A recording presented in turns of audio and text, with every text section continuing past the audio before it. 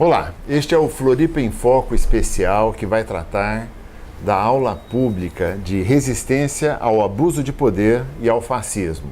Uma iniciativa que vai acontecer na nossa Universidade Federal de Santa Catarina, ali no Garapuvu, no Auditório Garapuvu, no dia 27 de novembro, no próximo dia 27 de novembro. Nós temos conosco aqui o professor Samuel Lima, que é professor do Departamento de Jornalismo da UFSC e é um dos organizadores de um movimento que nós vamos apresentar para todos vocês hoje, que é o movimento, o coletivo Floripa contra o Estado de Exceção. Seja bem-vindo, Samuel. O que vai ser essa aula pública, por favor? Aula pública, Marcos, telespectadores da TV Floripa, é um gesto político coletivo, né, de caráter institucional da universidade. Nós que compomos esse coletivo, como você falou, que reúne hoje algumas centenas de professores, estudantes, técnicos administrativos da universidade, que partiram de um sentimento comum que é necessário resistir ao que nós caracterizamos desde o dia 14 de setembro, com uma referência histórica a 2014, a invasão também da chamada Batalha do Bosque, um ataque à autonomia universitária. Então, a aula pública, nós levamos essa proposta ao Conselho Universitário, que por aclamação apoiou, entendendo que era um espaço de manifestação da comunidade universitária perante a sociedade, não só aos nossos alunos, professores e técnicos administrativos, mas esse conjunto para dizer para a sociedade que é necessário dar um basta no Estado policial que vem tomando conta das relações políticas e sociais do país. Então, a aula pública que vai acontecer, ela já é a junção de duas linhas de organização política hoje dentro do Brasil.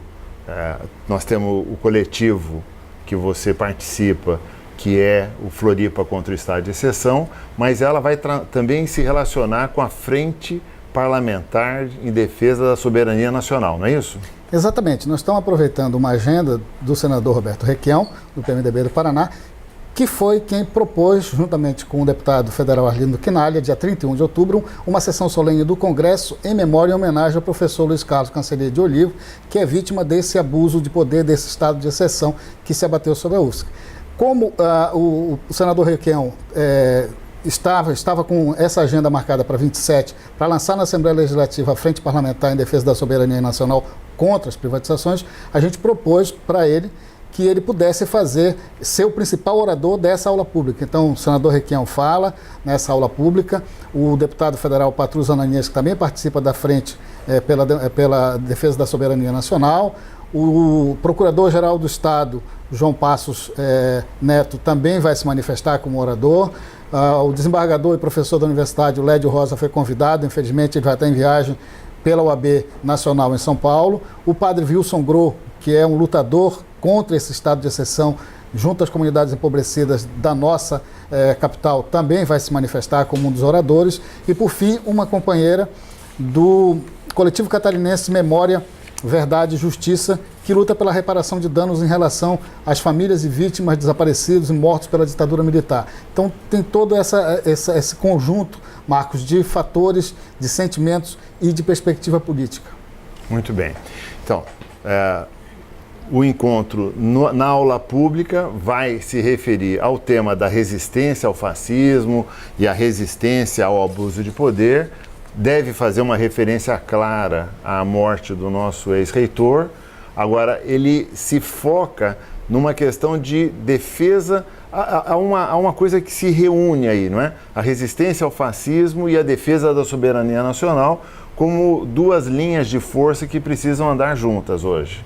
Perfeito. A aula pública ela vai ser conduzida pelo reitor pro tempore, o professor Baldo Baltazar, que também vai se manifestar, naturalmente, em nome da universidade, né? Então, de fato, você tem razão na observação. O que a gente destaca por exemplo, em relação ao próprio coletivo, Floripa contra o Estado de Exceção, do qual eu participo, não é uma entidade, não é uma organização que substitua sindicatos, DCE, enfim, as outras organizações que atuam, o Sintufsc, que representa os técnicos administrativos. O coletivo reuniu pessoas de várias posições que estavam preocupadas com a crise que a universidade estava passando e com a tentativa, ao nosso ver, de colocar um interventor ali dentro. Nós chegamos muito próximo de uma crise institucional, Marcos. E só não aconteceu porque o Conselho Universitário, quando a vice-reitora Alacoque, né, a professora Alacoque, pediu o afastamento por licença de saúde, imediatamente reagiu e colocou como reitor pro tempore o professor Ubaldo, que é uma figura que hoje reúne, que hoje unifica a universidade e trouxe essa pacificação necessária para que se façam novas eleições, que devem acontecer em março, abril do ano que vem, e que, diante de uma nova escolha feita pela comunidade universitária, a universidade possa, de fato, dar essa resposta mais contundente ao ataque que está sendo feito pelos agentes do fascismo, como nós estamos chamando. Então, esse movimento que existe aqui em Florianópolis, eu queria que você apresentasse um pouco o movimento, o Floripa contra o Estado de Exceção. Quem que participa dele, o que ele tem feito? Então, participam professores, técnicos, lideranças de entidades ali que atuam na UFSC, do DCE, do próprio Centufsc, pessoas ligadas ao Andes, pessoas ligadas a várias posições políticas que atuam no interior da universidade. Mas, basicamente, de onde ele nasce, como é que nasceu esse coletivo? No dia 8 de outubro, após a celebração eucarística feita no templo universitário, debaixo de chuva, a gente se reuniu ali, 10, 12 pessoas, para dizer, chamamos o professor Ubaldo, que estava passando, diretor do CCJ, é necessário fazer alguma coisa, nós precisamos resistir. É necessário que a gente consiga sair daqui hoje e não deixar que a morte do professor Cancellier tenha sido em vão. A celebração era acerca da morte do ex-reitor. Exatamente. Então foi naquele momento ali que a gente teve esse start. Loreci Ribeiro, que é arquiteto, que é um grande lutador aqui de movimentos sociais de Florianópolis, estava ali também. Então a gente chamou o Júlio Cancellier, irmão do falecido reitor, que foi meu colega de graduação no jornalismo. E aí dissemos, olha, a gente quer trabalhar nessa direção, daí constituímos um grupo de WhatsApp, começamos a colocar algumas ideias no ar e fizemos a produção coletiva de um manifesto chamado Em Defesa do Estado Democrático de Direito e da Autonomia Universitária, Floripa contra o Estado de Exceção, apresentando essas ideias gerais. Esse manifesto foi lançado oficialmente no dia 31 de outubro, na sessão solene do Congresso Nacional, com mais de 500 assinaturas, foi apresentado, foi registrado, né, nos anais do Congresso. E a partir daí a gente passou a trabalhar em prol dessa ideia de fazer aula pública, que era justamente colocar a universidade em movimento para que a universidade, como corpo, como comunidade universitária, desse uma resposta pública a todos esses ataques que a partir de 14 de setembro se abateram sobre a instituição. Então, mas participam do Floripa contra o Estado de Exceção não somente membros da comunidade universitária. Eu me lembro de ter visto uma lista com entidades da cidade de Florianópolis, parlamentares, entidades de fora do estado de Santa Catarina. Ela não está restrita à UFSC. Não, exatamente. E o manifesto ganhou asas, assim, né?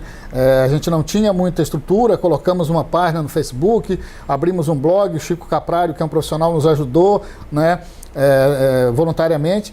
E são egressos da UFSC, que são pessoas que têm relação com a UFSC, que são liderança de movimentos sociais, né? Embora ela tenha nascido ali de dentro da universidade, né?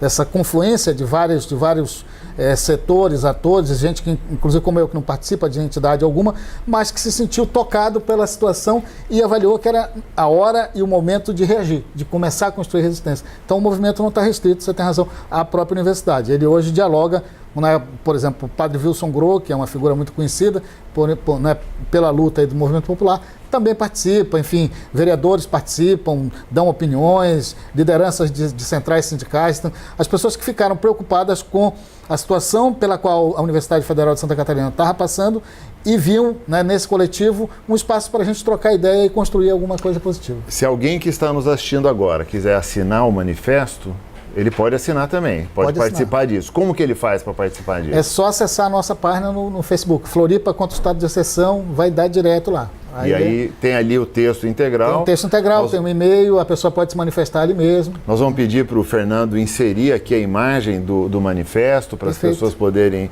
conhecer, e se você tiver interesse em participar disso, você pode entrar na página e também assinar o manifesto. No nosso manifesto tem o endereço do blog, do Facebook e um e-mail onde a pessoa pode se manifestar. Pelo e-mail recebi mais de 400 adesões, por exemplo. Perfeito, perfeito.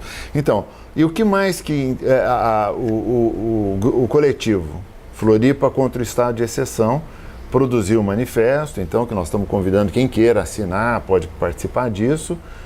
e está produzindo essa iniciativa da aula pública, que foi esse coletivo que apresentou a proposta ao Conselho Universitário para a realização da aula pública. O que mais que está no horizonte das atividades de resistência ao abuso de poder e ao fascismo?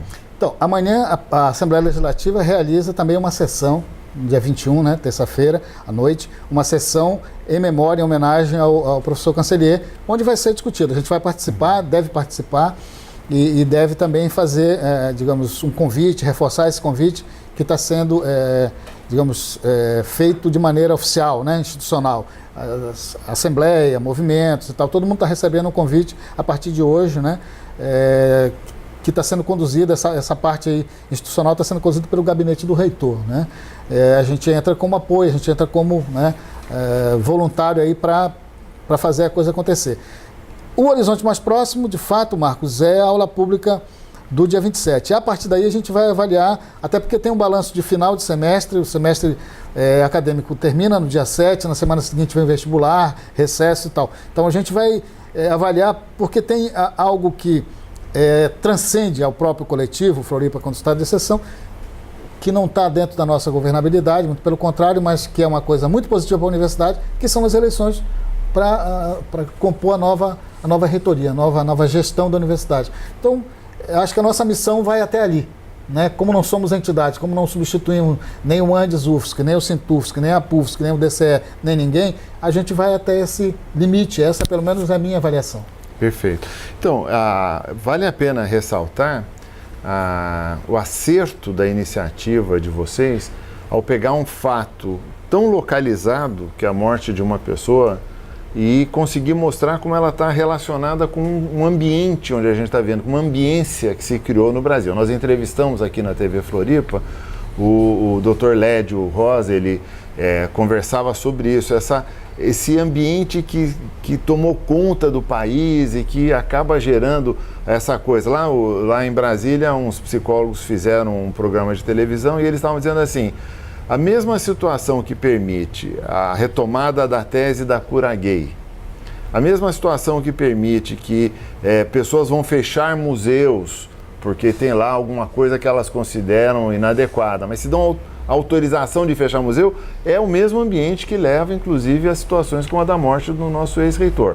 E perceber esse foco e trazer para um contexto e colocar o contexto em foco é muito importante, muito adequado. Então, a minha questão para você agora é assim, por que vocês buscaram a relação com a frente em defesa da soberania nacional nesta hora? Foi só por causa do Requião ou vocês tinham também uma identidade com a tese que vinha sendo defendida pela frente?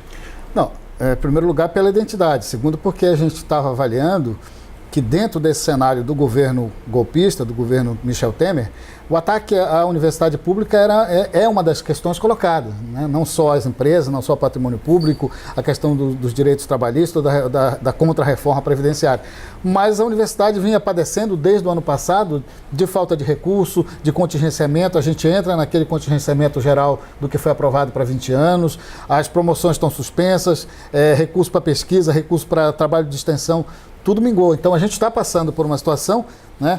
E todo o discurso oficial, todo o discurso do governo golpista era um discurso no sentido de diminuir o papel e preparar a Universidade Pública Federal do país para a privatização.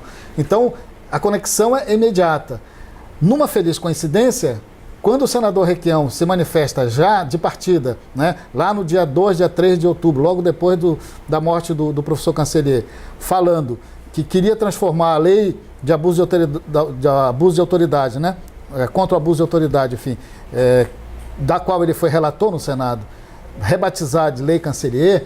Em seguida ele propõe, junto com a Érica Cocai e depois o deputado Arlindo Quinalha, a sessão solene em memória, no dia 31 de outubro, né, ainda dentro do mês.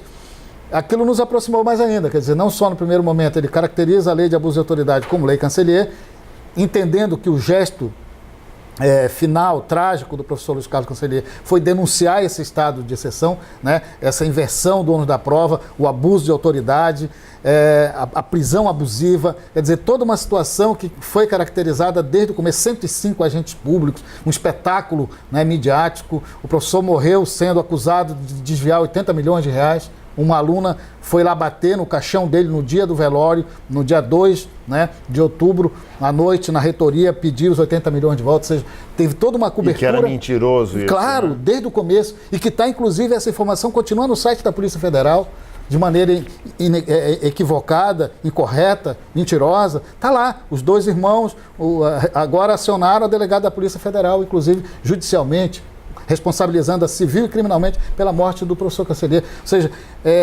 perceba que uma série de linhas foram cruzadas, e a figura do Requião, como a figura do Patrus e a figura de outros parlamentares que estão levantando essa bandeira da Frente Nacional pela Soberania, em defesa da soberania nacional contra as privatizações, também tem uma conexão com a universidade, né? E nos aproximamos em função dessa questão do abuso de autoridade e da sessão solene na qual a gente lançou o nosso manifesto. Então, você referiu a essa moça que foi bater lá no caixão do Cancellier. Como que ficou o clima na universidade? Como é que está o clima? Como ficou o clima na universidade? Porque houve um certo abafo, parece, da grande imprensa em relação à morte do reitor. Ficou uma coisa assim, passou rápido, vamos dizer, não teve o destaque que o assunto merecia. E para as pessoas em geral fica um pouco estranho. Agora tem lá, daqui a pouco vamos falar do documentário que está saindo, um livro que o Dr. Lédio está organizando. Parece que fica uma coisa dissonante, como se fosse assim, mas isso é uma coisa pequena que já passou e ao mesmo tempo tem o movimento contra o estado de exceção, Floripa contra o estado de exceção, tem a aula pública, tem um documentário saindo, um livro saindo, então ficou uma coisa um pouco dissonante. Parece que houve um desdém da imprensa local, nossa e nacional, em relação a esse evento. Mas como que isso repercutiu dentro da UFSC?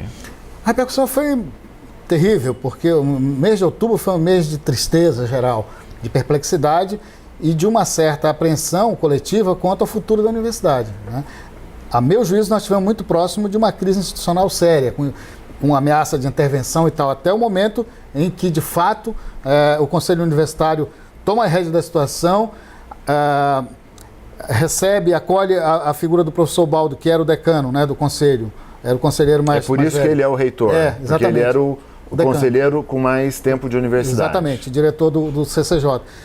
E a figura do professor Baldo vem unificar essa situação. Então, em novembro, você tem como ele assume já dentro de um marco de uma discussão de novas eleições e não eleição indireta, né, como estava sendo ventilado, né, então você observa na universidade hoje uma mudança de clima, assim, um clima que foi um clima ruim, pesado, de adoecimento. Muita gente, muitos colegas, né, que eram ligados ao antigo gabinete do professor Cancellier adoeceram, tiveram problema de saúde. Todo mundo passou a somatizar aquela situação, né? Sobretudo o pessoal que estava na linha de frente de algum tipo de função, seja diretor de centro, seja representante e tal, porque perceberam que a gente estava sob esse ataque, sob essa ameaça. Mas o papel da mídia, Marcos, é muito perverso desde o começo, não só, né, porque faz parte desse espetáculo da Operação Lava Jato, é uma operação padrão, você acusa primeiro, prende primeiro, para depois mostrar a prova, né? Então faz parte dessa inversão, né, do ônus da prova. A presunção de inocência deixou de ser um valor respeitado. Você tem agora a presunção de culpa. Eu prendo e depois você vai provar que é inocente, não é o contrário. Não é o Ministério Público Federal. É quase uma liberdade condicional. Exatamente. Né? Então, o que acontece? No meio disso tudo, a gente procurou resistir. Tem um trabalho extraordinário que eu preciso fazer o registro aqui, da jornalista Raquel Vandelli, do Jornalistas Livres, que fez uma série de reportagens desde o começo. A Raquel participa com a gente do coletivo Floripa contra o Estado de Exceção, e a Raquel conseguiu pautar, de certa maneira, essa é uma avaliação que eu faço, ela conseguiu pautar uma revista nacional, como é o caso da Veja. A Veja escalou 2 jovens repórteres que fizeram uma reportagem, apesar da Veja, uma reportagem extraordinária sobre a situação. Apesar de ser a Veja. Apesar de ser na Veja. A crônica de um suicídio é uma matéria que precisa ser lida. A gente procurou repercutir. Por quê? Porque foi um trabalho muito bem feito, muito bem apurado, muito bem escrito. Ou seja, né, contando a situação sem mistificar, sem nada, mas dando um sentido político à morte que o professor Cancellier teve.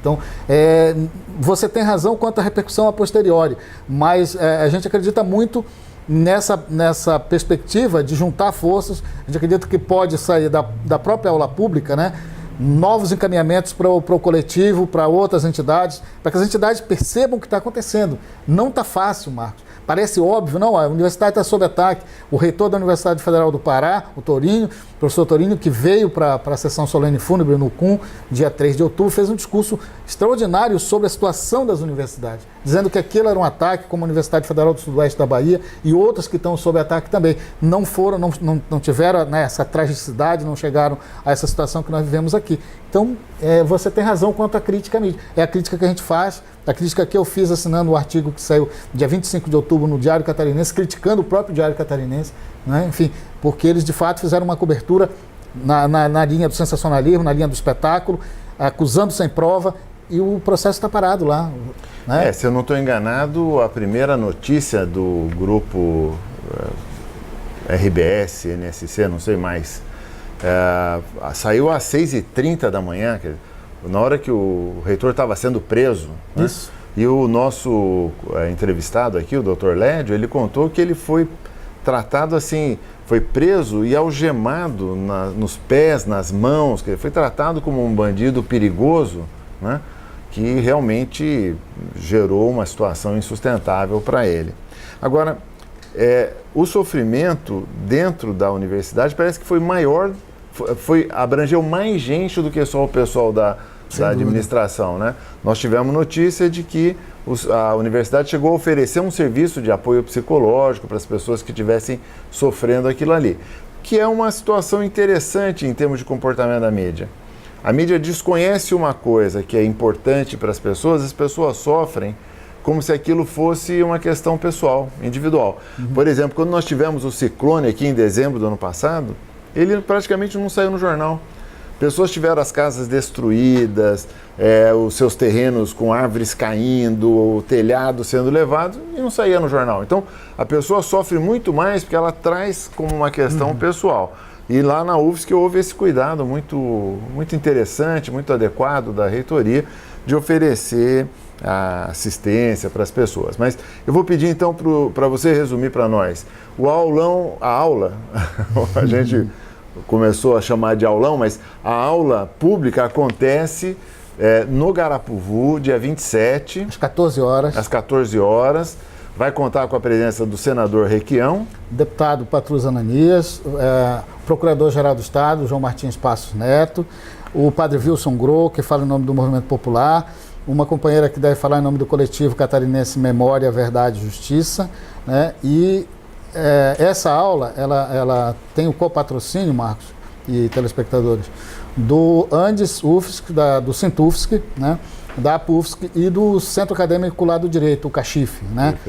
Então, o que a gente espera é poder resgatar aqui, inclusive, essas palavras que foram ditas pelo professor desembargador Lédio Andrade, na sessão solene. Ele disse: em nome da liberdade de julgar, neofascistas humilham, destroem e matam. Porcos e homens se confundem. Fascistas e democratas usam as mesmas togas. Eles estão de volta. Temos que pará-los. Vamos derrubá-los novamente. Muito obrigado pela sua presença aqui conosco, Samuel. E queria só perguntar uma última coisa para você. Quem pode assistir a este evento? O evento deve ser transmitido pelo site da universidade, pelo Facebook também, e a gente vai convidar várias organizações independentes de mídia que possam fazer a transmissão por streaming, né, no Facebook ao vivo. Mas se o nosso telespectador quiser ir lá assistir, é aberto. Todo mundo pode aula chegar. Pública, uma aula pública. Chegar e tomar seu assento. Garapuvu cabe 1.300 pessoas e a gente espera que ele esteja lotado lá, até para homenagear, para fazer isso, né? Quanto mais pessoas, mais marcante será. Exatamente, a memória do professor Cancelheiro. Perfeito. Eu vou pedir também ao nosso Fernando que coloque a imagem do cartaz para todo mundo poder conhecer o cartaz, e estão todos convidados para a aula pública que vai acontecer dia 27, às 14 horas, no Auditório Garapuvu. Um abraço para vocês e até o nosso próximo Floripa em Foco.